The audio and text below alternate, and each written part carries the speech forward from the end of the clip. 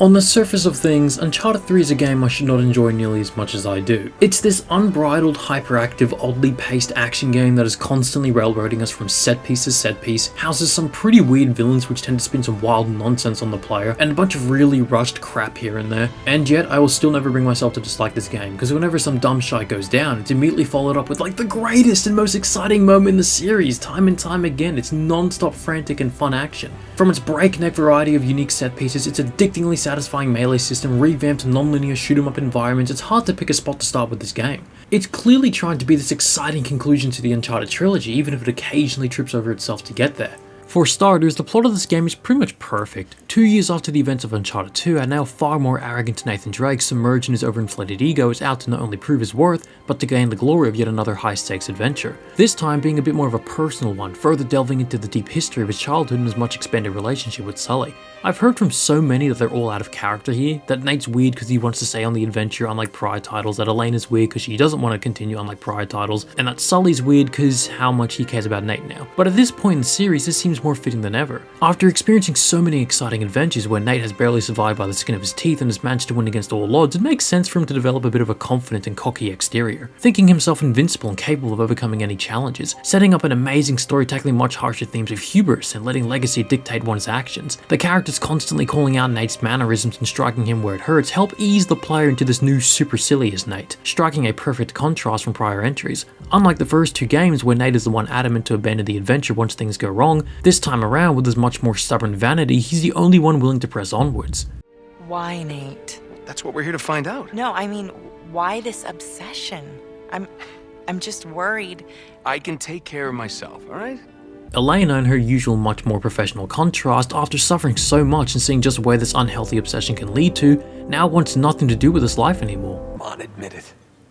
You love all this as much as I do. No. No, not anymore. She's now indifferent with this kind of adrenaline junkie habit, no longer inspiring Nate to pursue the adventure further. The fact they were canonically married between the events of the second and third games makes this cut slightly deeper. Even in spite of the warnings and best wishes of his peers, Nate does go on anyway, so caught into his desires that the world fades out around him, until things do eventually get really screwed up and take a turn for the worse. Enter the Gulf of Aden. Everyone loves to crap on the Ramses chapters for feeling like unnecessary filler for the sake of big cool explosions, and while I will admit the way we get here is paced a bit jarringly, there's no denying the importance these chapters have to Nate's journey and just how fun they are, as what better way for Nate to realize just how much he has than by taking it all away. You're isolated, stranded in this dingy and precarious as all hell environment out in the middle of nowhere, no way of telling where you are or contacting anyone on the outside, and you really feel the sense of dread highlighted by some great music. Crap.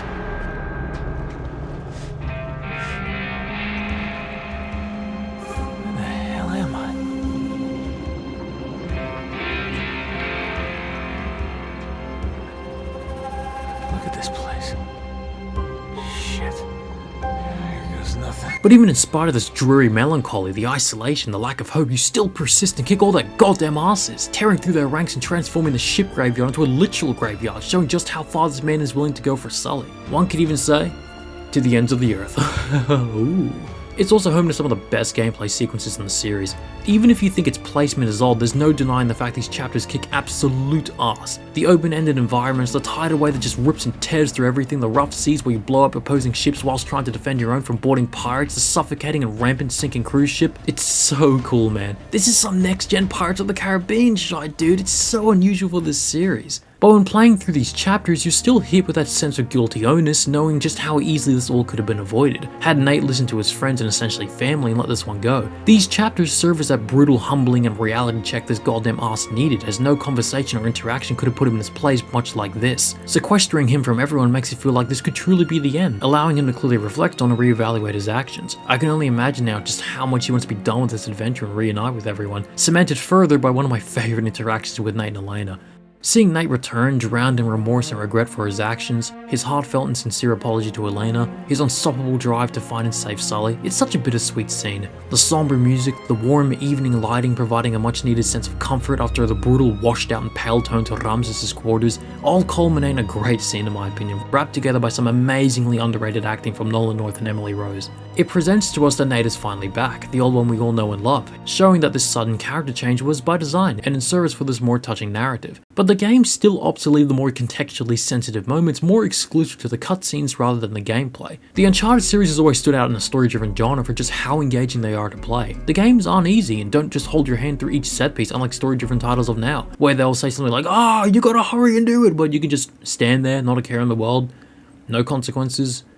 In these games, you can die pretty easily if you get careless and take too long, making the set pieces hold some genuine stakes and having you earn that sweet victory, like as though you're actually playing what a movie would be like rather than just watching one which masks itself as a video game. Unlike other games which annoyingly slow down the gameplay for the sake of immersion, there's only one time in this game that decides to slow the player down for the sake of cinematic ambience, and it totally earns it in the way most other games don't even try when attempting to slow things down. I've heard people treat this moment as a very pretentious, so epic, so cool sequence, as though Naughty Dog was trying to display Nate's badassery. Like, damn, look at him go. But that couldn't be further from the intentions. We're seeing a man essentially torture himself to save what's basically his father, who he himself has doomed, treading himself through extremely hostile and downright oppressive scorching lands, fueled by a glimpse slither of hope of reuniting with the one who set him on the right path in life, with the one who saved him, his dad.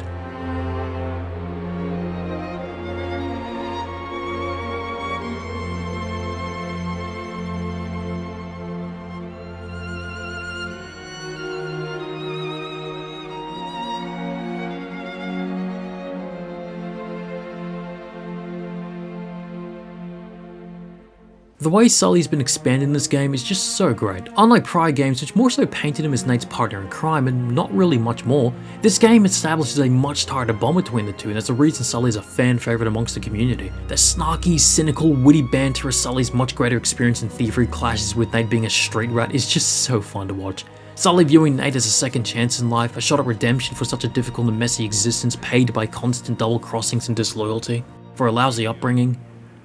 I had a lousy father. Lousy childhood. I hit 40, I figured I was never gonna have a son of my own. Hell, I never wanted one. What the hell do I know about raising a kid? But conversely, Nate viewing Sully as his most valuable find, the thing he'd fight for till his last breath or till the end of time, makes him so much more engrossing. His final subtle lament to Nate, asking him not to make the same mistake he did, live a life of gratitude and fulfillment over an unhealthy clinging onto his past and what's been expected of him, is fantastic and handled really well. It's not this overtly earnest and melodramatically sentimental lore drop that tries way too hard to get you to empathize with them. It's a display of genuine bottled emotions which Sully is clearly having a hard time saying, and Nate himself sees this. I've heard a lot of people say this ending was rushed, but I wouldn't say so. It's been built up essentially ever since the first third of the game, facilitated by scenes like Nate and Sully's brief argument in France, Nate's apology to Elena, and their heartfelt conversation at the airport. Could it maybe have used a few more scenes? Yeah, but it's by no means out of left field, and a satisfying conclusion which greatly wraps up this title. To solidify these themes, the game introduces the next batch of villains, Milo and Talbot, leaders of this highly clandestine hermetic order comprised of cold, lifeless agents whose sole desires are to accomplish their goal and find the djinn. Yeah, I've heard all the complaints, believe me, but honestly, I really like them. Unlike someone like, say, Zoran, who relies on brute force and power to overcome his opponents, Milo's a much slipperier snake who relies more on fear and intimidation to overcome hers, through the use of drugs, tactical intelligence, and stalking her victims like a vulture to best read and evaluate who she's dealing with, weaponizing their greatest fears to overwhelm them. In this case, it fits thematically with what the game is going for, by having Nate confront his personal demons, hell, quite literally actually, come to think of it. Fear has been a lingering sensation in this game, from Nate's arachnophobia, Charlie's claustrophobia, and Nate's terror of losing Sully, especially to these sadistic monsters. This is plausible seeing just how much Milo and Talbot get the drop on him throughout the game and prove to be his intellectual and physical equals respectively, and the game spins on this in a very clever way. At the start of the game, Talbot isn't really shown to be all that physically imposing over the characters. His reluctance to confront the group and the fact he's outsmarted by Nate so early on paints him as slimy but not really deadly, feeding into Nate's arrogance, like as if Talbot isn't any tough shot at all and just another ordinary enemy. But the game takes a spin on this, as the more Milo and Talbot learn who Nate is, the easier it is to predict his moves, allowing Talbot to get the drop on them various times throughout the game and keep only one step behind them. Them being the reason Charlie fractures his leg, Chloe abandons the mission, and Sully being kidnapped by playing right into Nate's hubris truly makes them genuine threats. That scene in Yemen where Milo pontificates Nate, tries to have him betray Sully and calls out his arrogance and lack of proper loyalty. We already know he has the coordinates to find Iran. How do you know that? You told us, Nathan. It seems your loyalty isn't as firm as you'd like to think it is.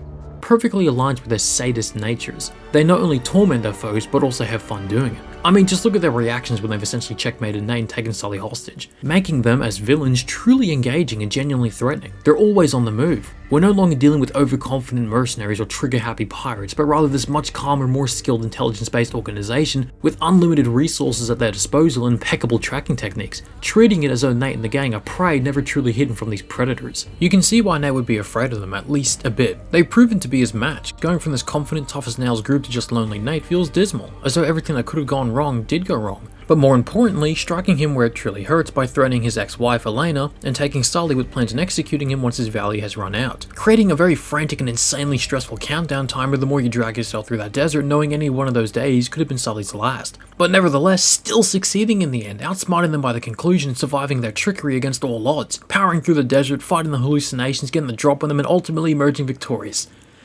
Damn. Do I think they were handled perfectly? No, not exactly. While I really like Marlo and her formal Dickensian manner of speech and her witch-like countenance, Talbot doesn't quite hit home as well. He barely has any lines in the game, he's absent for like half of it, and I just wish we got a moment where he and Nate could exchange more lines outside of the beginning of the game, same way he and Lazarevich did. You know, build up their rivalry a bit more. Given the fact Marlo isn't physically capable of fighting Nate, Talbot's instead made the final boss, which although I think is climatic enough given how much he's messed with Nate personally, I don't think it's as climatic as they were hoping. I mean, two rivals bloodless and fighting in silence on a platform as an entire city sinks beneath them is epic. Having Sully help out, overcoming Nate's fears in a meaningful way is also a nice touch. But I don't know, I just wish the juices of this rival dynamic was squeezed out maybe a bit more. Oh, and speaking of fight, at least the Talbot fights are, you know, actually good. The ability to dodge and fight back against someone in a fight, especially someone you don't like, makes for a good fight, huh? Who could have possibly thought of such an idea is beyond me. I sure do hope this game's sequel kept that going with no blemishes.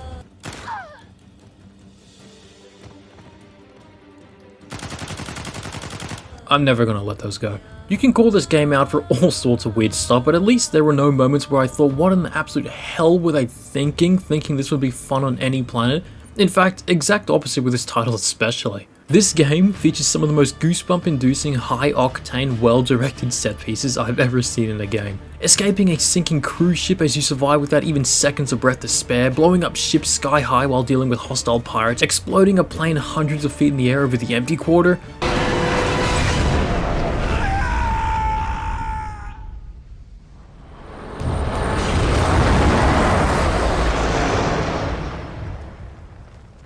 There are people that don't like this game. This title is also home to one of my favorite chase sequences, like, of all time. The chase through the streets of Yemen is so exhilarating. The fast-paced spectacle, the beautiful music, the amazingly fluid parkour challenges, the drop-dead, gorgeous and highly detailed Yemeni architecture, and the ending fight make this such a treat. Uncharted 3 is a game above all else, and I really appreciate this endeavor to not only settle us with a much more emotional story this time around, but to also go out in style.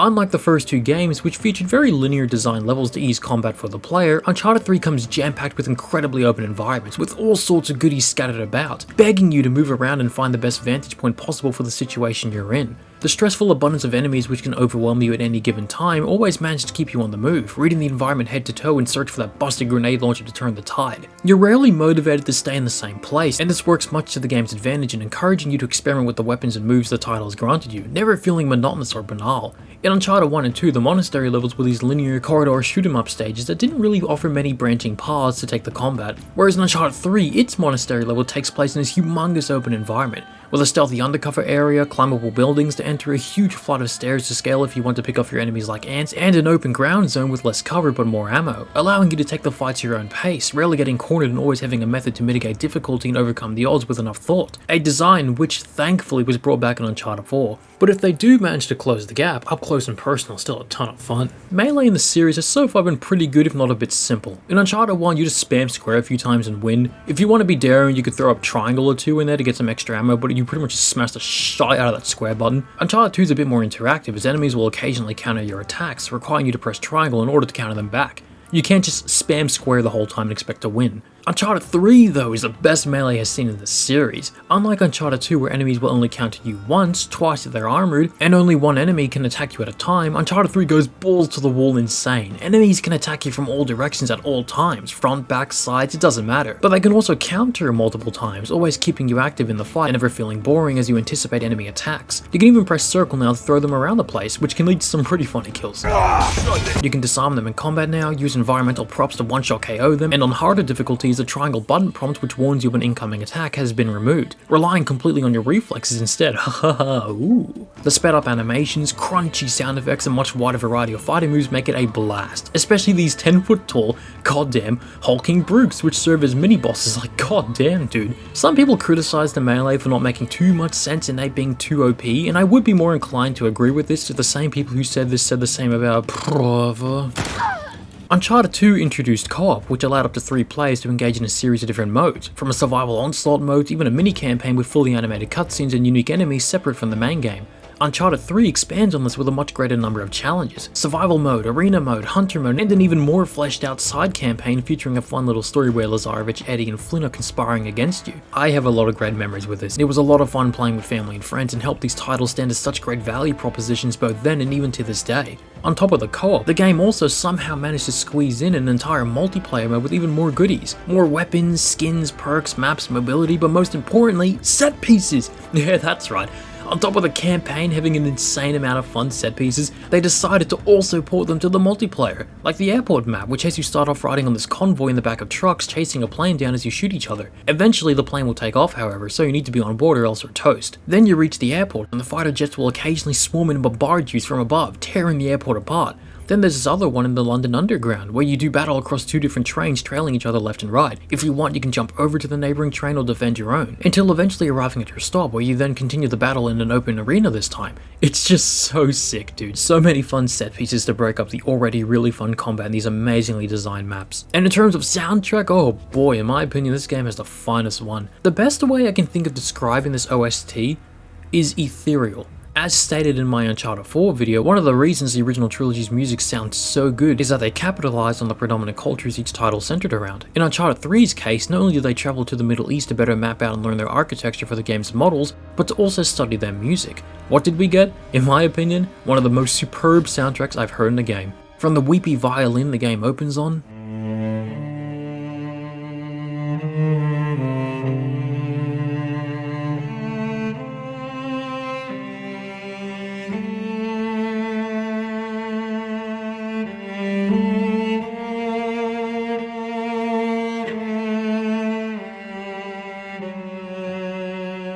to using Spanish acoustic guitars,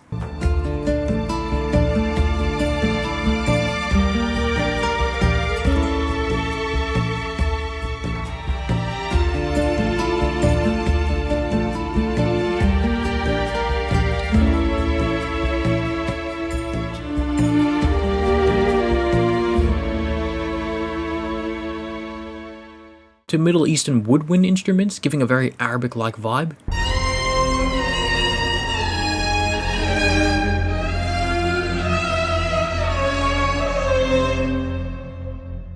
the oddly haunting yet harmonic vocals of Azam Ali,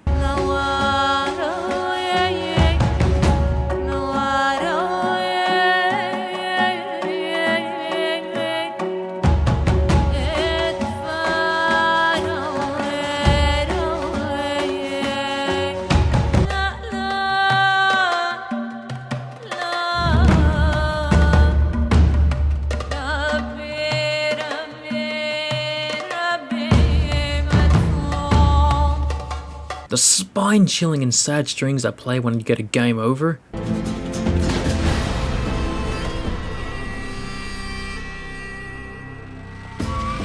and of course, what is basically a channel tradition at this point, who could forget Science and Magic? One way to find out. Another not answer.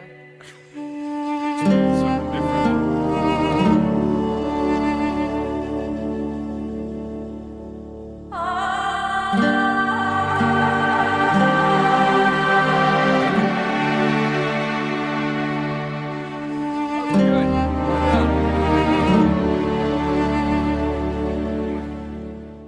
but the game balances these much more mellow tracks out with some extremely bombastic ones, making the action all the more enjoyable in the process.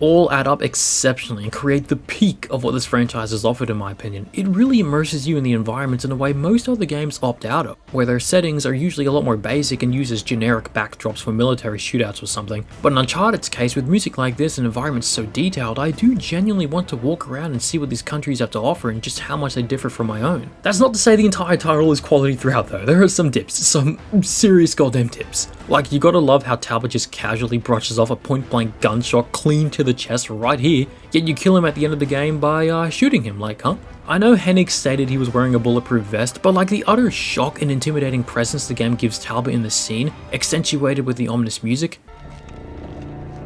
What the hell? You didn't get very far, did you? Feels like as though there was a much grander reason for this. Plus, again. Yeah, Ramses' presence is pretty damn shoehorned into the game. As stated before, I like the chapters a lot, they're a ton of fun to play and they're essential for the story and Nate's growth. However, he just comes out of absolutely nowhere and the game gives a pretty half-assed explanation for him being here. Apparently he was like hired to kill Nate. I'm just wondering why they place so much faith into some random pirate who leads a ragtag group of misfits when their far more elite and heavily armed military hasn't been able to do squat to him so far. And to be fair to Uncharted 4, in terms of unlockable content, oof.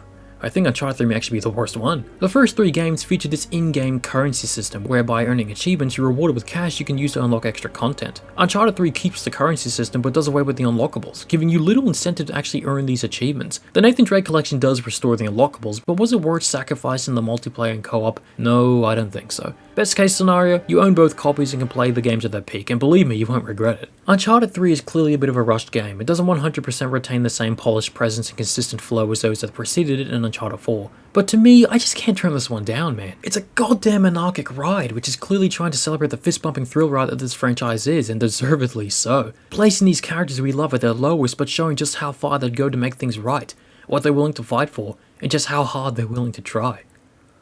Uncharted 3 may not always have the brains of an Uncharted game, but it most certainly has the heart. One of the biggest I've seen in a game.